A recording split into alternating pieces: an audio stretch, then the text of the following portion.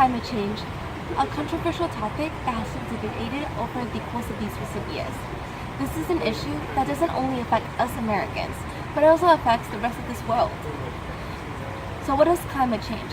Climate change is not only the melting glaciers or the rising temperatures, it's also the frequent intense weathers that we experience, such as the floods, the volcano eruptions, the earthquakes.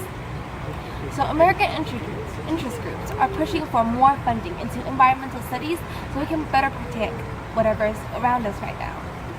But just like any good conversational topics, there are skeptics. There are people who don't believe what is happening. For example, President Donald Trump took $50 billion away from the EPA just so he could put it into defense funding over studying what we live on. The United States has one of the largest populations throughout all of the countries, and climate change is known to be human-induced. The United States is also one of the largest per capita carbon dioxide emitters, doubling the amount that China emits.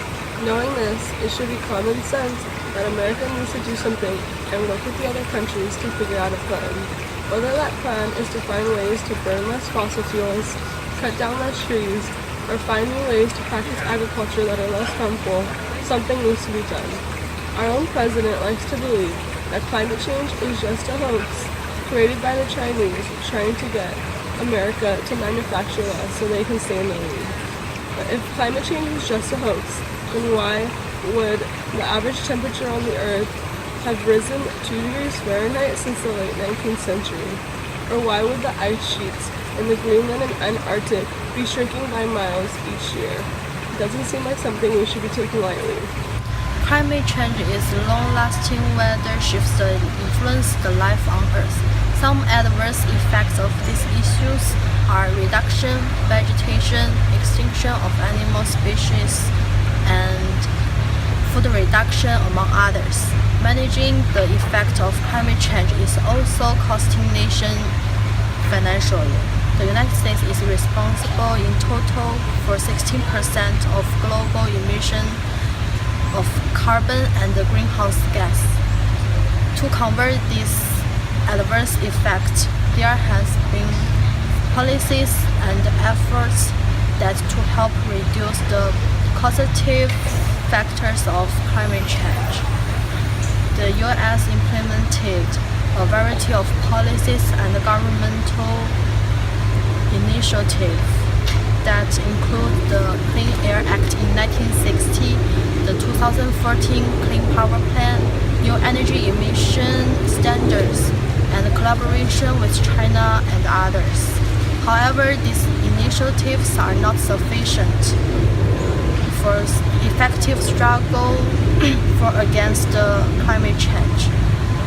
Other possible actions suppose creating public awareness, inspiring the young generation, and implementation of result-oriented system of global cooperation. It's a serious issue. It's not single issues, but a number of environmental issues. Climate change will affect every part of the society.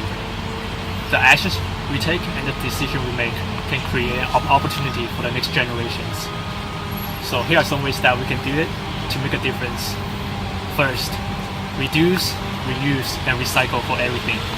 And second, buy an energy efficient product such as good gas mileage car. And third, conserve energy at home and at work.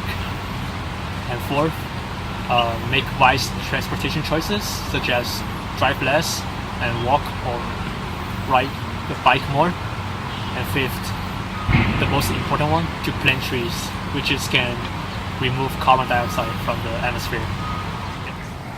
Now I know what you might be thinking. I'm just one person. What can I do to stop climate change? Well, there's many things that you can do. Personally, I researched this topic and I found a website where you can go on. It's called the David Suzuki Foundation.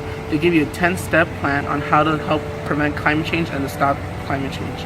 One of the steps that you can do is to get in touch with your local government representatives or local media source, and you can tell them why you want climate change to be the top priority right now and why you want it to be resolved. The second step you can do is at home, you can unplug all electronics that are not being used, such as your TV or such as your phone charger. If you're not using it, unplug it from the wall. And then you can also do when you wash your clothes, you can also use cold or warm water, not use hot, because that's wastes a lot of energy. And if you're going to dry, try doing air dry, because the dryers that we have are energy hogs and they waste a lot of energy. Another thing you can do is keep an eye out for the Energy Star symbol, which helps a lot because that saves a lot of energy. And the third step that we can do is to switch to a renewable energy source such as wind power or solar energy. As a young person myself, I can understand how young people might not think that climate change will affect them. But the truth is that climate change will affect younger generations even more than it will affect older generations. For those who understand already how much climate change affects younger generations, they may be wondering about different ways that they can get involved and help. One of the best ways to get involved is to try and bring awareness to the issue of climate change.